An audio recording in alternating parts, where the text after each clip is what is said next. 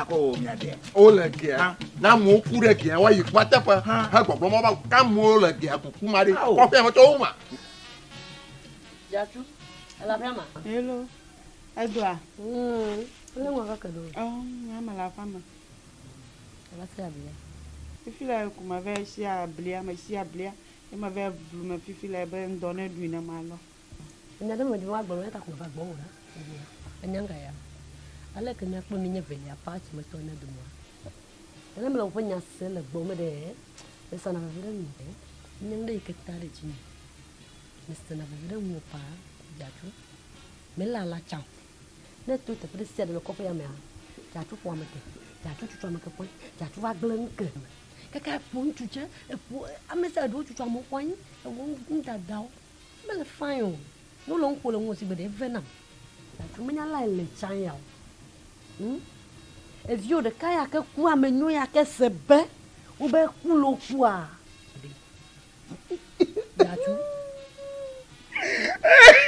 Jatu do to e ba gbanya no esia Jatu to adia esia to ma gbanya no esia ejo le fa esia ejo le fa amanyo lo gbogbo ge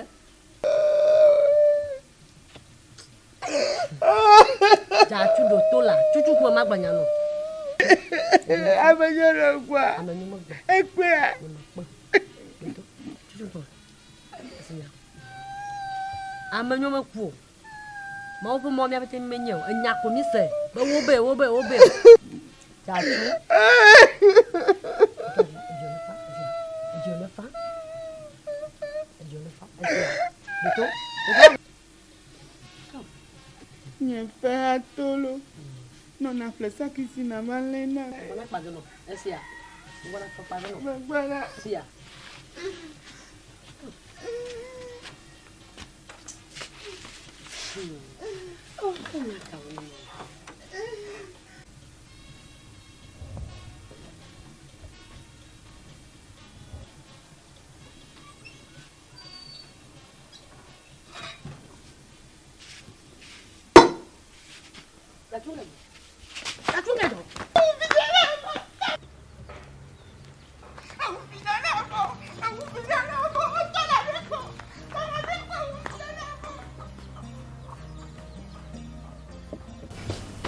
Oh, na maka da fu oh chare ku sai jagba da ye never do you le ye never do fi kware jagba na ku ni akwera bibia ya ha nyama ha mare ngo be o de kuma nye pomola wa no wa kuma si to we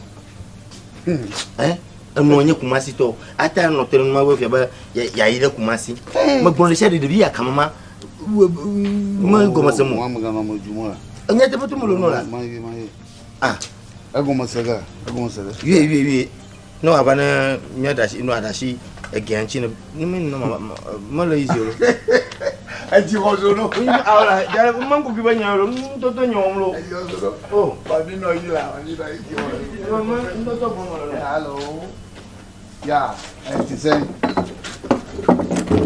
yeah oh me if you show I'm looking for you yeah me of you ah okay Brandon me of you yo bye bye akwa ademi aji ha abe ile juama aha wa ma bana gbon ba duna la gbon ko to mo kata mo ko aba no vinye ku mi na te pressure kwa tamaga chiyo na ma yefia kwa aba ga fia adore elefavi bwa ngoma zaza afi na sana na goma agboji na wa de kayan ma o mo la do kwa ba mpia you are the fool ya te putu futi ya te putu mo no la don't worry baga chiyo yeah you back be mala sure oh yeah akwaba can we have a seat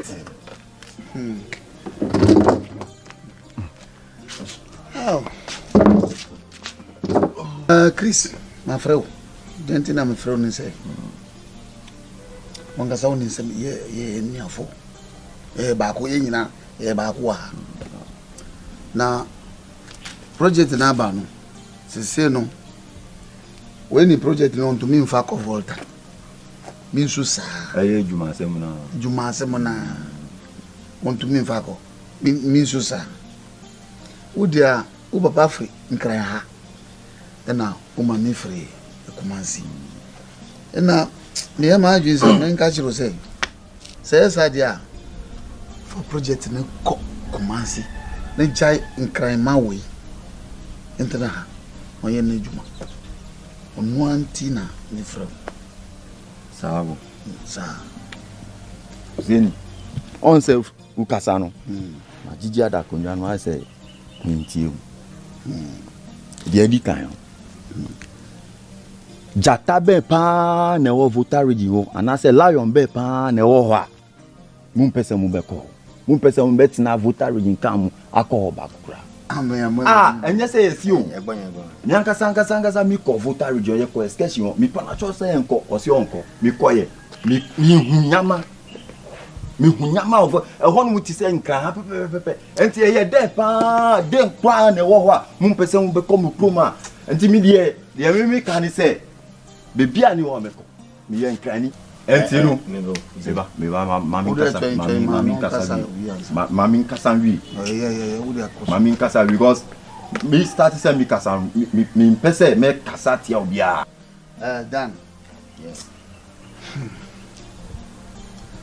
Anya baka mo wi. lebi ya tabo kun ko mo ma ko mo le Na sifia ba ye junja ko. me de gbe ma te se ya de gbe ma te se tabo tuku no enu ye de Oh yeah. Dabi na tabo tuku na Yo ho asem no ka o. mala nyiro nya te boto mala nyiro Da baka ola. mala nyiro la ye de boto No no kwa mazuna ma. me do ase ko ma de mala nyiro Glonya ne body ne dashi ganchi na no ya wa ide enwa odwuma ye gbon mo le pe tabo po mo obi a kasa ye tachi na fi na mu de tagbatutu Oh so ye ye nkan bibia nchiro wo kasa kire me na ka menim se asem wenti na wo frɛ me a enya ade a meba na me ka kire o se me pe wasem pa wo super masem me ka kire o se sasem na wo ka next time so sa frɛ me na ya asem we dia ene men frame call kra men frame phone kra biom and am aka menim sa asem we di ene anka me de me ba me fi akra and the one ko what ya Chris Dan moto mi jojo ke fi nbe nkpokro nkwa ma de ke me de njobo se mo ejoko madaka madu avu lara na chile kolo nkpokro nkwa ma de ke me de njobo se mo ejoko eboma ni cho ha mi nya gbom ha nye ba ponu a kusasi to otenyi o ebo ya ba gbon ya ro de kwa fika le cho kwa masha ni ro de nya de ama mo se gbo wale mai na nya de de ke nya o ge de kuna tra ya mai apa de kuna tra ya sia shiri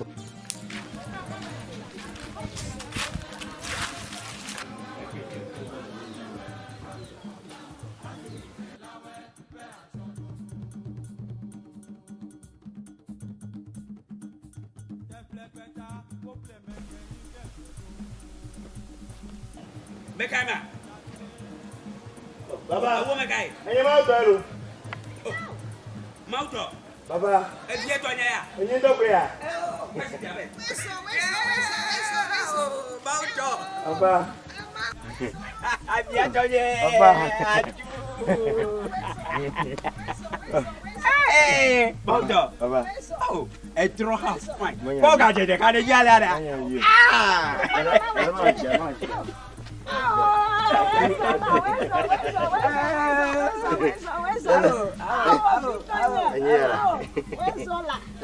Kwesi ya. Nyen to ma ko si pia be. Dada.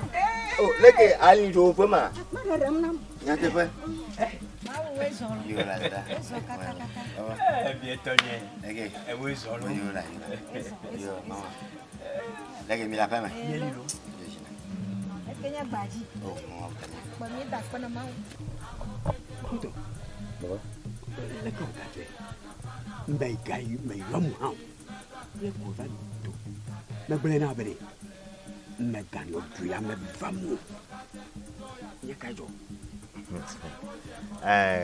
Baba ma ya ma de fu.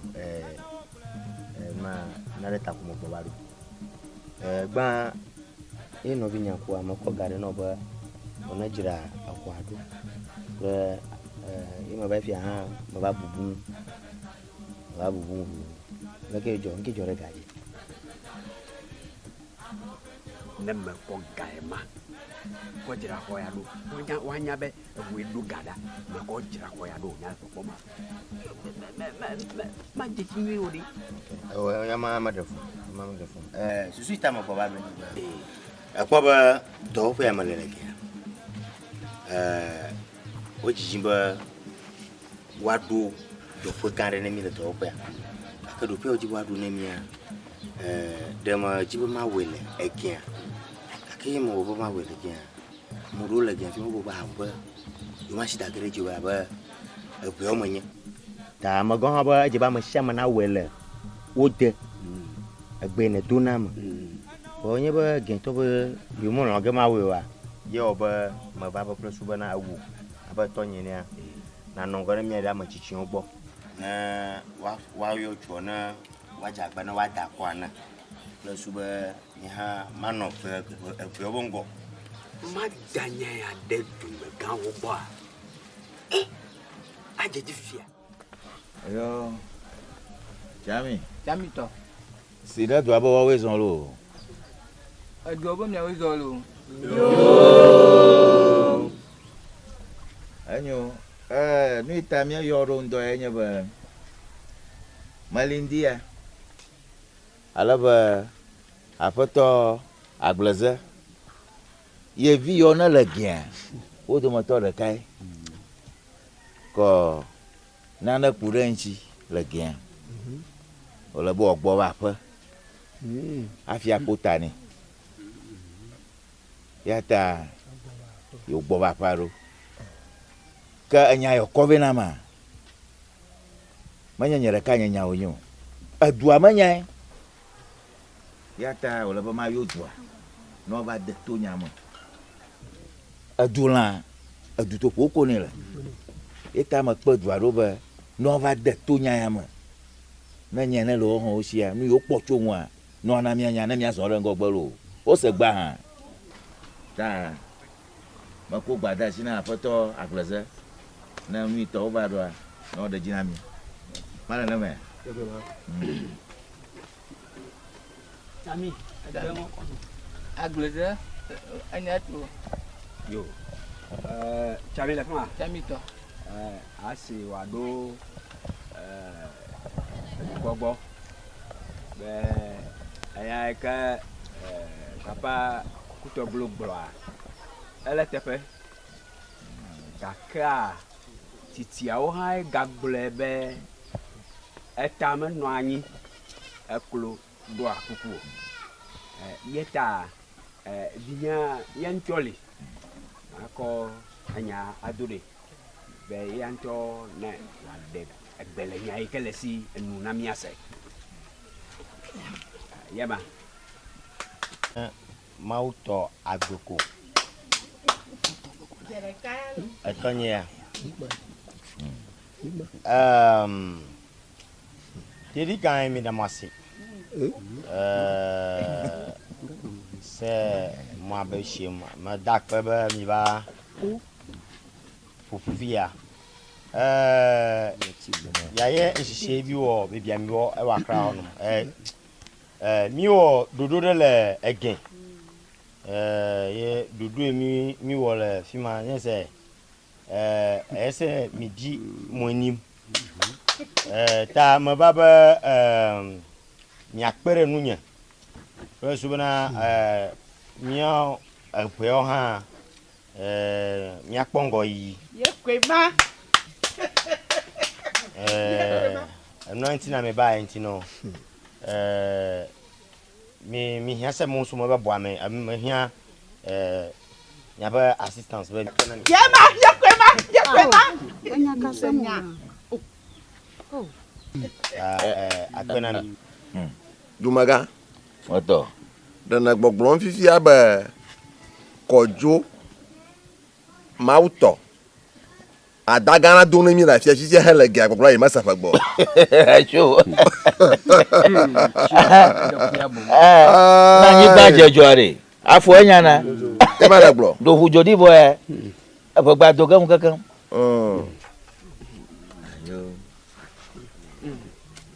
Mr. Bra. Adwo. Yes, gwa. Chami to. Yes, gwa. Adwa. Anyama da kaje aglo. Aglo nyon fun. Anyama ye katama hasemalo. Ado ba ti ko semala. Nyama nyana mi me se ti agomo. Ta na nya de la mi ahia. Bia de la mi ahia. Mi abia na odan mana mi ko hu azon lo. Fusseni Egbra. Merci. Ya sheleji. Chami to. howuji tonami Apeto vi apenya ke mi va glone mi la fi an docteur ya mede. Ni anya ni me dashi deju. Anyi no fa no si. Obe emia hie klo dushi, ye dushi ha, yo klo anka emia. Mene me ya. Me zomo yire Accra. E ko na ba gen. Me ba do go de ka pu ya tu. E ke nye du ko me vi. Nye ko me vi. De ka pu ya pom choji. Vanigba. Pe me je sim la fia de ko. Gbamagba ne potefa me le bobu. Du me manya me do. Ngo do ba wem. De ka pu ya ton chinye. Me deng me na ngro. Nya ba me de kena. Na nyi no fa asonwu akpede nya. Nye me da shiro nya ji olo. Ye gbeja nyi lo. Awi boto. Ile toji. Yo, akpe. Me da akpe na fufu pa kata ike na ida fia. Enya ke la signele ndoku fia ma gbolo na apeto via va via de. Nya gba nye me nya krabe vegbe vi o. Ye nye me nya go ha be du ya mo cho. E la be na ntu via de. Mi pa pele fonye, mi yi gbo le office.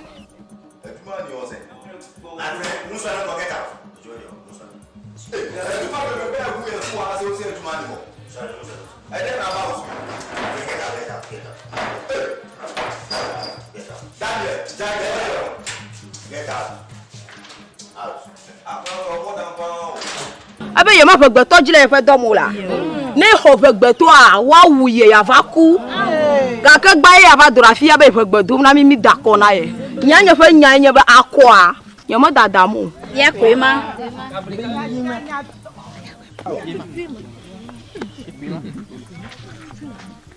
kakaba nyele nyesi afeto ya kpom le fia me nyenye de les blocofe nyare ke bo me la sinye ya o kake efo fe nya ya fia efu ko de ya efo ya nyigba kple vie mi no tank mi no school de le du gama nenye be mi va nyigba kple vie mi va fe ma efo ya kplom do anyam be mi do la fe me na e yi me le fegbeto are ke dim le ye papa mo fifi ava mi afegbeto gbo be mi da ko na ya akoya mi me le da gbegbe ada cholo agba we ma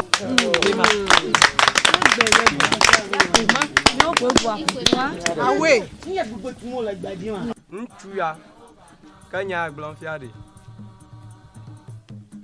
du ya me komile fofo be nuzbo va du ya ma wa va wi awon kuna fi abela ya va du ya magba bene mi ada ko na ye ke miawo enya du ya mo no la anu fi ya aku ta ya via o mo ku na ana ire gbaji no no fuma de na wa wo yi fa won ada kuku la ada kuku manye fi manya mi da tata jina maru uko yi pani vinyare agbona do ajira ko na mi la mia akoma mi ma daga gba adecho ay la benanya be mi o mi afete dem mi vola du ya made ma ka ko daga ni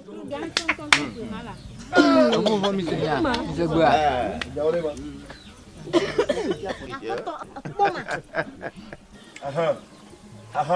mi a jatu bi ma shi do re ju pe na mi Meda kuku na nyi no fa. Ba me sia me na sive afu e chogia. enya yo glo nene ma pipi komi zozo ge ma ma bia deka teko me de kuku to kuku de da ma chami na sina nyi no fa be de afu ya cho gede evi o mele o evi mele si o a vi o la si fine akoda gbala mele vi o si a lo si glo o fe ko fa me no fa ta ko no lo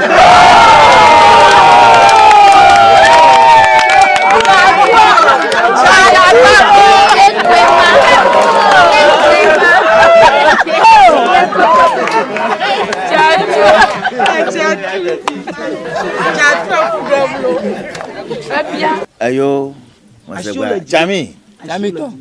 Sina dua ba madakpanu, asio galeji fun kaka miato rafia. Ala ba enya yo katan o glofia, mi makpo amade kafanya. Ikana de mi ada kajaji. Tade. Makai ba nana ko nya potio yigenya ma. Ta mi dakpana dua. Mi la wenya ba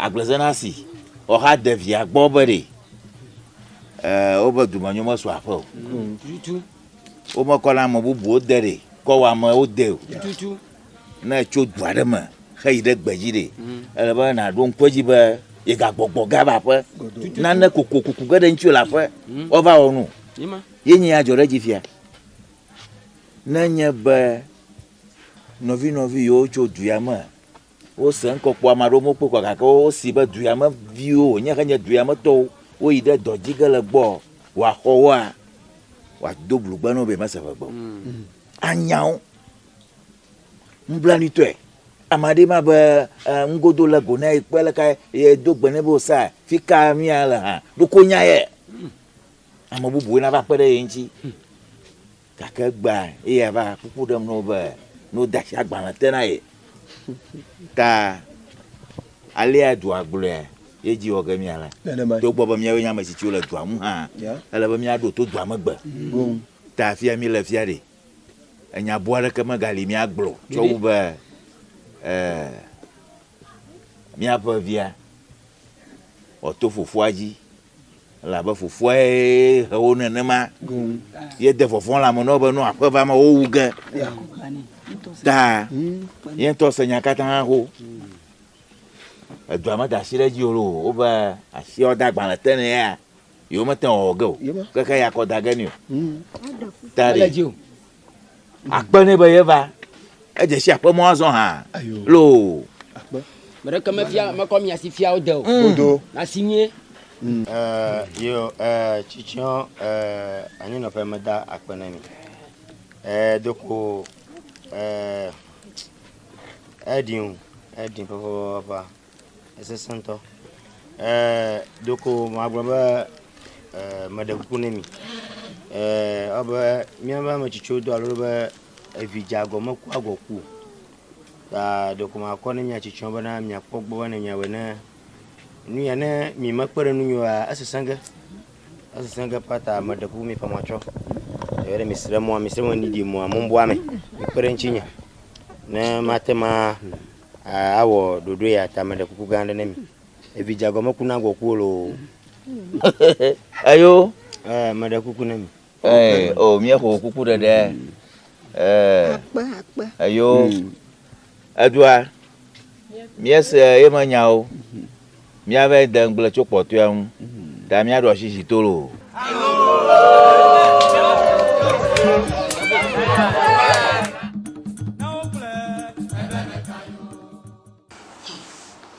nyake gbona mla nyate banya china mla emi da pa abale mo mo wa ofu nto nko mi be nani amu nani o como chiche onya nkwa mo kwa wa anyo ya o le kwale wati poma body di ma e ko fi ma blago o ti poma le bu bore